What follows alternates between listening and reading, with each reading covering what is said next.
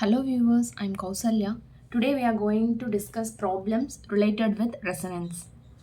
So here the problem is a series RLC circuit with R equal to 10 ohm, L equal to 1 millihenry and C equal to 1000 picofarads is connected across a sinusoidal source of 20 volt with variable frequency.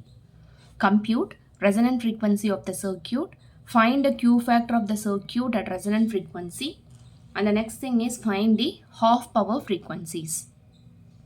So here first we write down the given data. So here we are provided with R, L and C values and the supply voltage. Right. Now the first thing is we have to calculate resonant frequency. So what is the formula of resonant frequency? It is given by 1 by 2 pi root of LC. We know the value of L and C, right? So here milli represents 10 to the power minus 3 and pico represents 10 to the power minus 12. So just substitute the values and here finally the resonant frequency is 159155 Hertz, right? The next thing is we have to calculate the Q factor. So again this is a simple formula 1 by R into root of L by C. We know the value of R, L and C. So just substitute it in this expression and finally here the answer is 100. And the next thing is we have to calculate the half power frequencies. Again they are based upon the formulas. So half power frequency F1 is given by F0 minus R by 4 pi L, right? Just now we had calculated F0, right? And we know the value of R and L. They are given in the problem. So just substitute it over here.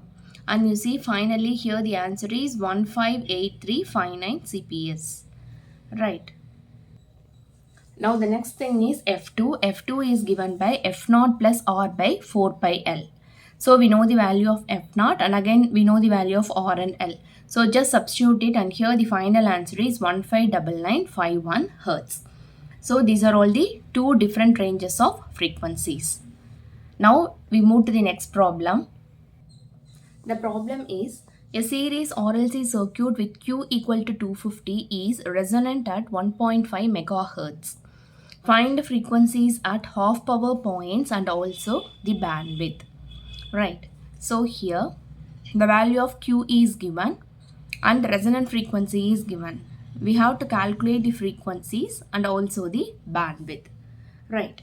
So here the given data are Q and F0 are given.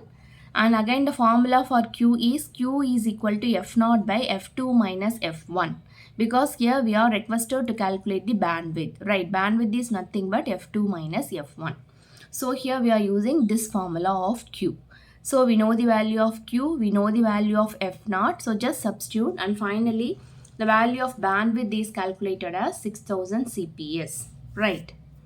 Now the next thing is we are asked to calculate the frequencies. Right. So to calculate the frequency, you see here we are making use of this concept, that is F1 plus F2 whole square minus F2 minus F1 the whole square. Right. So here we are adding the two frequencies and here we are finding the difference between the two frequencies. So again when you expand this expression, that is A plus B whole square, that gives you A square plus B square plus 2AB. Similarly here A minus B. Therefore A square plus B square minus 2AB. So here finally when you solve this expression we are having 4F1 F2. Right. Now we are keeping this F1 plus F2 whole square this side. Right. So F1 plus F2 whole square is given by, we are moving this F2 minus F1 whole square to the right hand side. Right. Now we want only F1 plus F2. Therefore we are taking square root on both sides. Right. So we know the value of F2 minus F1. Right. You see just now we had calculated here. So just take this value and again we know the values of F1 into F2. So here you see we are having F1 into F2, right? So the relationship here is F1 into F2 is nothing but that is our F0 square. We already know the value of F0 here, you see. Sorry, F0 is already given in the problem, right? So just when you square it, here we can find the value of F1 into F2, right? So just substitute the value here, and finally we are ending up with an expression F1 plus F2 is equal to this much, right? So you see here we have two expressions in terms of F1 and F2. That is F2 minus F1 is equal to 6000. This is our equation number 1. And again F1 plus F2 is given by this thing, right? So this is our expression number 2. So when you solve equation 1 and 2, you see here when you add these two things, F1 get cancels, and finally we are able to find F2 here, right? So once we find F2, when you substitute the value of F2 in this expression, that is F1 into F2 is equal to F0 square, we can easily calculate the value of F1 also, right? Or else you can just substitute this F2 value in any one of these equations. Again you can easily find F1. Similar in just like doing mathematics, right? So here comes the end of this problem, right? We have calculated the values of frequencies at half power, and we had already calculated the bandwidth. So what is meant by bandwidth? F2 minus F1 gives the bandwidth. So here we have calculated the bandwidth, right? We will proceed with the next problem. Here the problem is a coil of resistance 40 ohm and inductance 0.75 Henry forms part of a series circuit for which the resonant frequency is 55 C per second. Okay, that is cycles per second. If the supply is 250 volt, 50 cycles per second, find the line current, power factor and voltage across the coil. So here you see we are having a resistance and an inductance. Okay. And here the resonant frequency of this circuit is 55 Hz. And again if the supply is 250 volt and 50 Hz, we have to calculate the what is the value of line current, power factor and voltage across the coil, right? So first write down the given datas, right? And again what is the formula for resonant frequency? It is 1 by 2 pi into square root of LC, right? So we are squaring on both sides. So when you square, this 2 pi becomes 4 pi square and root of LC becomes LC.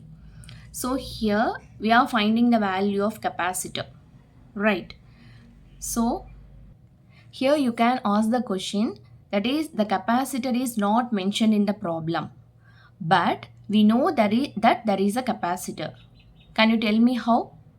Because you see whenever a resonant frequency is given, okay, the circuit should be purely resistive. But here we are having an inductor. So in order to cancel the inductive effect, automatically there should be a capacitor here, right? So the capacitance, that is the capacitor formula, we are going to find the value of C. So just we are rearranging this expression. So here again you see the value of C is given by, just substitute the known values, okay, that are given in the problem.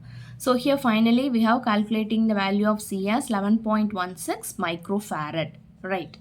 Then the next thing is XL. So here XL is given by 2 pi FL. So 2 pi into the value of frequency is given, that is 50, and the value of L is 0.75, right? So here we have calculated XL. Similarly XC is given by 1 by 2 pi FC. So just now we have calculated the value of C. So just substitute it here, and the value of XC is 285.2 ohms, right? The next thing is we are going to calculate the impedance. So impedance is given by root of R square plus XL minus XC the whole square.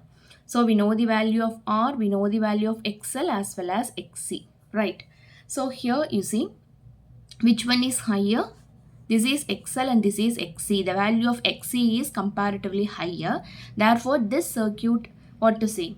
The reactance, the net value of reactance is said to be capacitive, right? So here the value is 63.72 ohms here.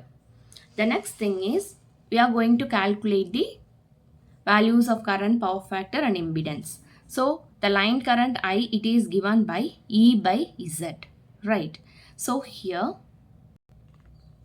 so the value of Z is 63.72. So here the answer is 3.92 amps. The next thing is power factor. The formula is cos pi equal to R by Z. We know the value of R, we know the value of Z, so just substitute here, right?